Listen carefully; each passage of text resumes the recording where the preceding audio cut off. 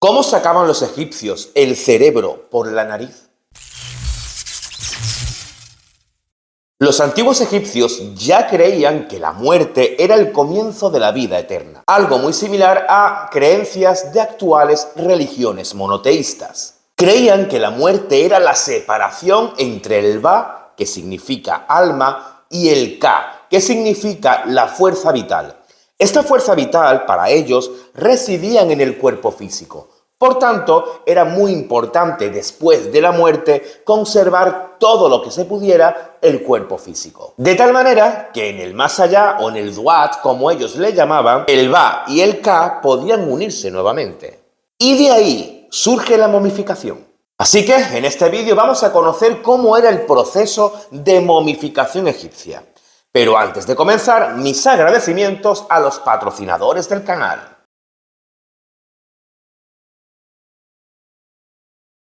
A pesar de que el proceso de momificación ya era practicado por otras civilizaciones, incluso anteriores a la egipcia, no fue hasta la civilización egipcia cuando alcanza un grado de perfeccionamiento totalmente indiscutible. Hasta el punto que el proceso de momificación o de embalsamamiento se convirtió en todo un arte y en una auténtica necesidad religiosa. En cuanto a su origen, es difícil establecerlo. Pero se conoce que en la época predinástica, en torno a hace unos 6.000 años, los cuerpos eran envueltos en pieles de animales secas, que junto al ambiente cálido del desierto, la tierra absorbía el agua de las pieles y de los tejidos corporales, y conseguía que el cuerpo se mantuviese mediante un proceso de desecación. La primera evidencia de momificación data del 3500 a.C. y se conserva en el Museo Británico. Se trata de una momia apodada como Ginger debido al color de su pelo. Sin embargo, esta momia fue retirada del público en el año 2004 para darle más dignidad al difunto. En la época tinita, el proceso de momificación comienza a adquirir algo más de interés, periodo en el que se comienza a usar ataúdes de madera para introducir la momia. Ataúd que después era depositado en construcciones funerarias, pero los cuerpos comenzaban a descomponerse al no estar en conexión directa con las arenas y el clima del desierto. Los egipcios, para luchar contra el proceso natural de putrefacción del cuerpo, comenzaron a practicar o a probar distintas formas de embalsamamiento. En un principio consistían en lavar el cuerpo, cubrirlos de resina y envolver el mismo en vendas de lino.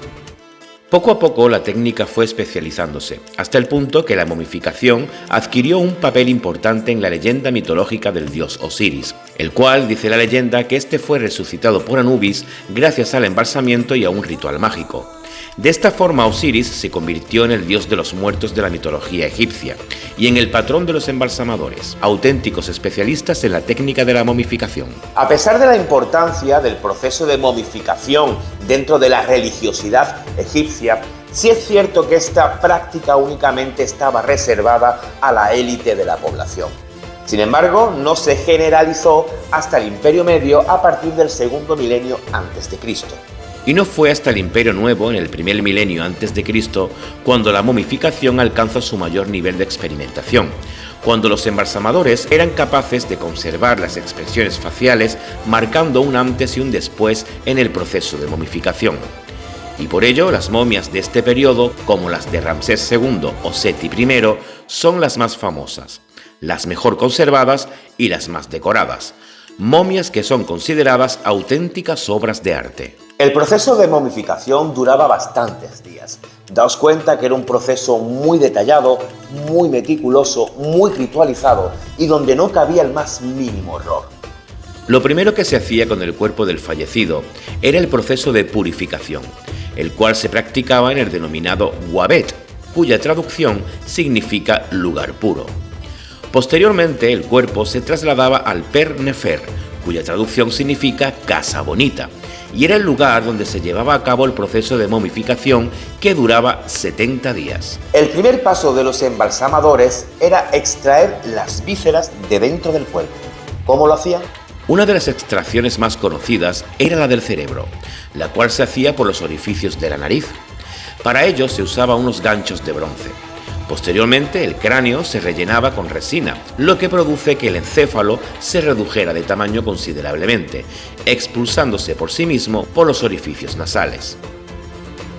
En cuanto a los órganos del torso, Heródoto decía que se hacía un corte por el costado con una piedra etíope afilada. El corazón, según los antiguos egipcios, es el órgano de los sentimientos y de los pensamientos, por lo que cuando extraían este, colocaban en su lugar un escarabeo, lo que suponía un corazón mágico de repuesto. Una vez que el cuerpo era vaciado de vísceras, este se limpiaba bien por dentro y se rellenaba de sal y de vendas para que pudiera absorber toda la humedad del cuerpo interiormente. Las vísceras, además, también se cubrían con aceites, con resinas o incluso con vendas de lino. Y posteriormente, tanto vísceras como cuerpo se dejaban secar al sol, que unido a un ambiente óptimo, cálido, desértico, facilitaban el proceso de secado. Antes de cubrir tanto las vísceras como el cuerpo de vendas, colocaban sobre el cuerpo algunos amuletos que servirían al alma del difunto como protección de los peligros que le acecharían en la otra vida. A veces, y según el periodo, primero se vendaba el cuerpo, posteriormente se colocaban los amuletos y después estos se volvían a cubrir con vendas. El proceso de vendaje permitía preservar la carne y evitar el proceso de putrefacción y desintegración del cuerpo. Rellenaban el cuerpo con serrín, vendas y hierbas aromáticas y posteriormente cosían y vendaban por fuera con finas vendas de lino. Posteriormente el cuerpo se colocaba en el interior de un sarcófago y a veces este sarcófago a su vez en el interior de otro sarcófago mayor. Estos sarcófagos eran decorados con adornos epigráficos, simbólicos o escénicos, y algunas veces la cabeza de la momia era cubierta por una máscara mortuoria, generalmente pintada, pero que en el caso de los faraones se hacían de oro. Las vísceras se lavaban con vino de palma y además se las envolvía también en especias que previamente habían tostado. Posteriormente, las vísceras se introducían en unos botes denominados canopos, que cada uno de ellos representaban a los 4 hijos de Horus. En el vaso de Amset se colocaba el hígado, en el vaso de Api se colocaban los pulmones, en el vaso de Duamutef se colocaba el estómago y en el vaso de Quebecsenuf se colocaban los intestinos. Las 4 vasijas se introducían en un pequeño sarcófago y tenían un lugar especial en la cámara mortuoria. Una vez finalizado el proceso de momificación, las plañideras, mujeres cuyo oficio era llorar por encargo al difunto, y la familia del fallecido buscaban el cuerpo para posteriormente, junto a sacerdotes, protagonizar una procesión hasta el lugar de enterramiento, lugar donde el sumo sacerdote llevaba a cabo el ritual y conjuros finales para que el cuerpo volviera a adquirir los 5 sentidos perdidos en su muerte. Una vez finalizado el ritual, se dejaban las ofrendas y se sellaba la tumba.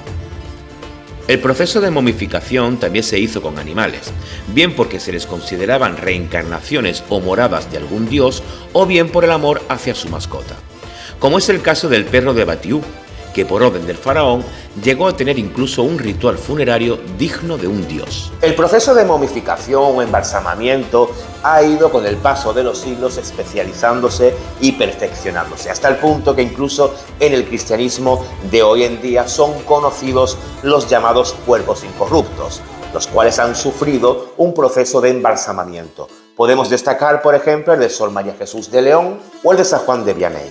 ¿Y tú, qué piensas? ¿Consideras que las momias no deben estar en los museos porque con ello se pierde o se le falta el respeto o se le pierde la dignidad al fallecido?